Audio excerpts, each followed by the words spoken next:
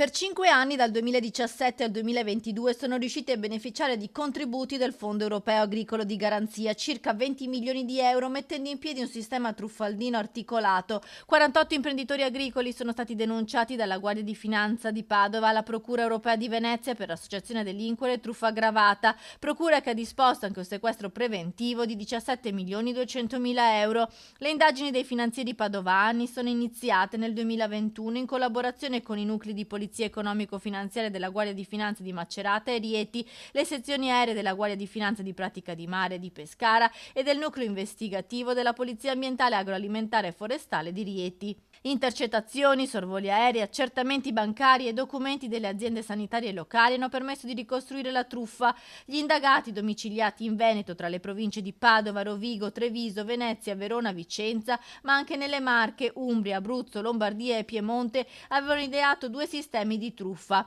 Il primo dividendo un'impresa del Padovano in piccole aziende di comodo dislocate anche fuori regione per eludere così i limiti imposti dalla politica agricola comune, che fissa il tetto massimo di aiuti spettanti ad ogni singola azienda agricola in 500.000 euro annui e ha permesso così agli imprenditori di ottenere terreni, bestiame, stalli e servizi amministrativi con le domande di contributo. Con la seconda truffa invece avevano raggirato il divieto di pascolamento svolto da terzi per poter incassare contributi senza averne diritto. Gli imprenditori agricoli indagati sono stati anche segnalati alla Corte dei Conti per un danno erariale di oltre 32 milioni di euro.